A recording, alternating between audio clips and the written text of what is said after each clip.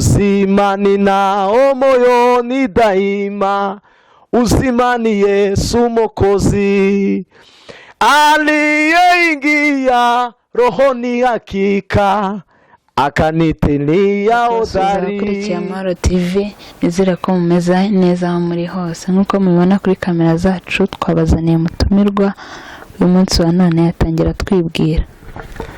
Murakoze cyane Amahoro TV. Amazina yanjye nitwa Ruboneka Eric, ntuye Kasarani aho bita Muiki, nsengera mu itorero rya Ensemble, ndubatse, mfite umudamu n'abana babiri. Tujya tukubona kuri social media uririmba, uri umuhanzi. Murakoze, ndi umuririmbyi, niyo mpamvu muza mumbona hariya, kubera kuko ni impano yaje ko ndanayikunda cyane. Uririmba ku giti cyawe? Ndirimba mu itorero. Kuririmba ku giti cyawe nyine biza byumvikana ukundi kundi, ariko nyine ndi umuririmbyi uririmbira Imana. Ari indirimbo zawe waba ufite? Indirimbo zaje ndazifite, mfite indirimbo maze gukora 4, ariko hari izindi zikiri muri studio, n'ubundi nakomeje cyane kugira ngo nkomeze nkora ivugabutumwa ahantu hose binyuze no mu ndirimbo. Waturirimbira gatoya? Murakoze cyane.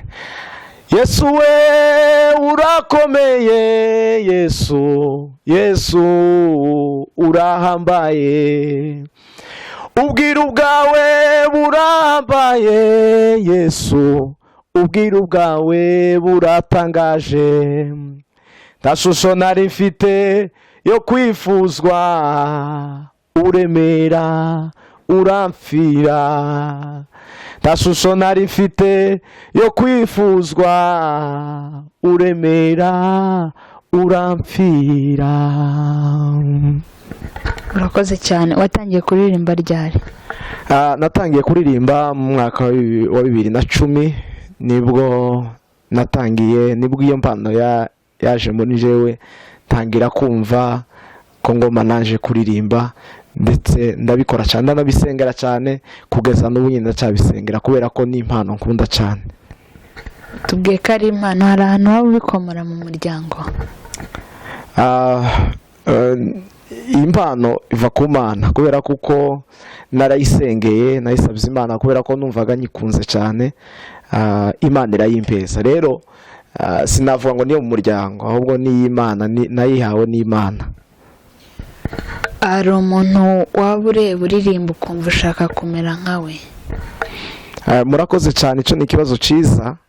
Hari abantu benshi baririmba kandi ukumva baragushimishe kandi ukabona babikoze neza, ariko sinifuza kumera nkabo, kubera kuko nifuza kumera nkaje nyine, sinifuza kumera nk'abandi. Iteka ryose n'umuntu wese uzagira icyo akora azagikore kugira ngo ase nawe ntase n'undi, kuko iyo ubikoze nk'undi birakurusha cyane, ariko iyo ubikoze nkawe bikugeza kure. Watubwira imwe mu ndirimbo zawe ukunda cyane ukanayituririmbiraho? Murakoze cyane. Muri izo ndirimbo maze gukora, hari indirimbo ivuga ngo uzima ninao moyoni daima. Iyo ndirimbo narayikoze, iramfasha cyane, ndetse yagiye ifasha n'abantu benshi. Nayishize kuri channel n'abantu benshi barayikurikirana, kubera kuko numvaga ari nziza kandi ifasha ubuzima bwanje, kubera kuko hari aho Imana yankuye. Nkuko mubisabye, reka tubiririmbe.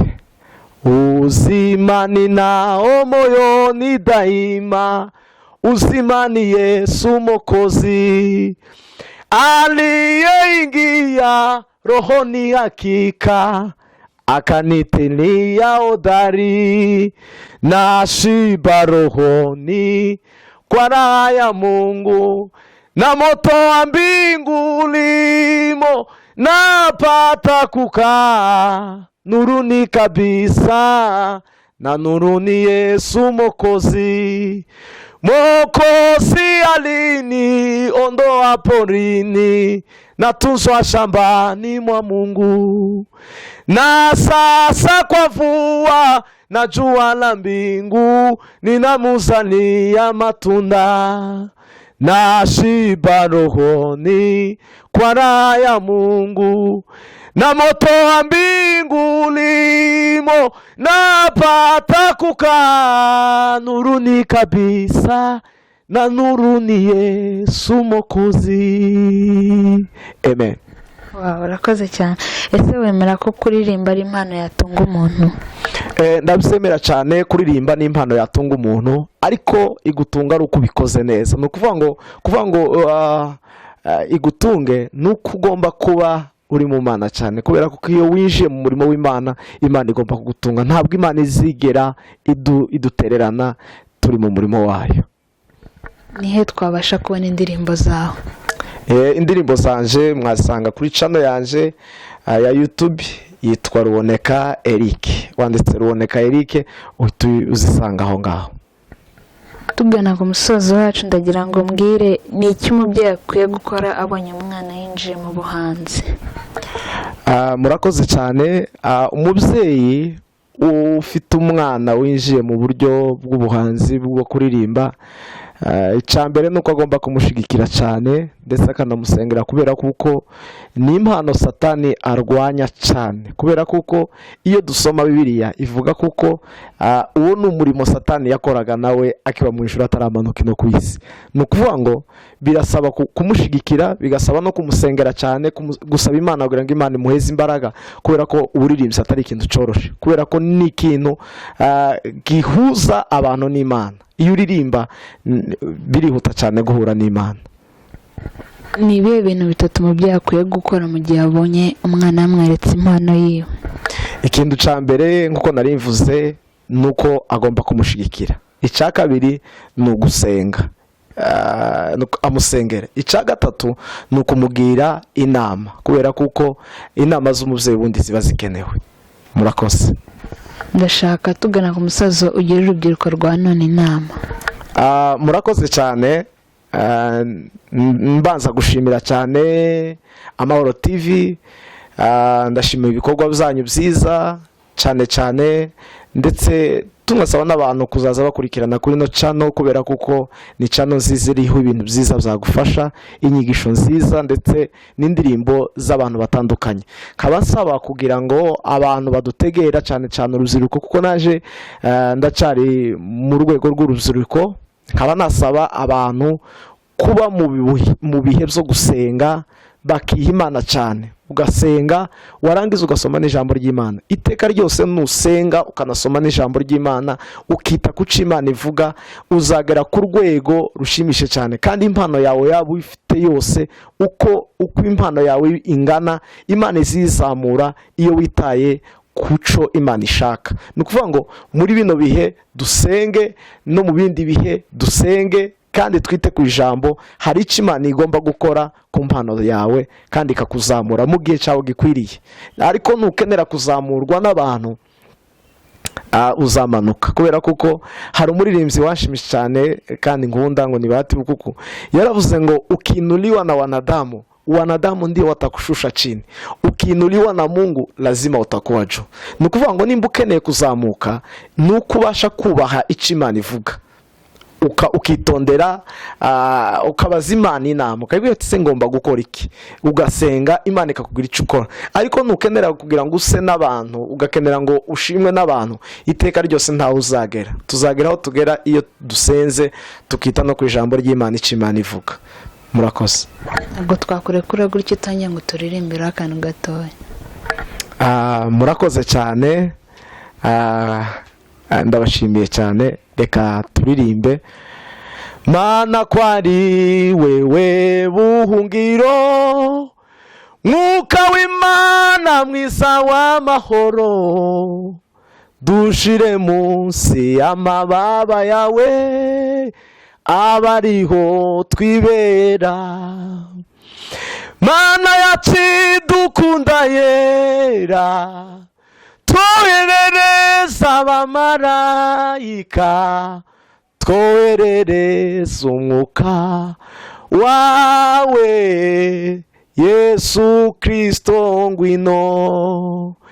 imbere yawe n'ibyishimo bisa, abagusenga ntaco bazabura, nyabunama naduhindukirire utwuzuza urukundo, naho umwijima wazuka tuyobya, utuganisha inzira imuhero, turatabaza Imana y'amahoro izitumurikire, naho umwijima wazuka tuyobya, utuganisha inzira imuhero, turatabaza Umwami w'amahoro aza tumurikire. Mana yacu dukunda yera, twoherereza abamarayika, twoherereza umwuka wawe, Yesu Kristo ngwino. Amen. Amen. Wakoze kubana natwe. Namwe mwakoze cyane kudutekereza. Imana ibahize umugisha. Bakunzi b'Amahoro TV, nanga dusoreje ikiganiro cyacu nakagaruka, mukomeze gukora like, share ndetse na subscribe.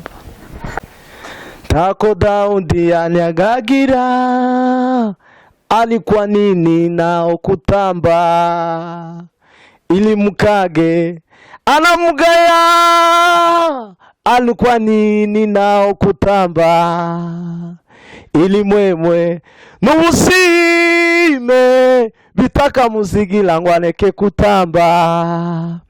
Muleke tutambe bakundwa mtatugaye, amtambila anu kwa nini, nani mulete bagala binyu n'abanyele binyu, batugwase tumutambine, nakaleme kalulema witu uyagire, wikungwe n'ibilema byoshi.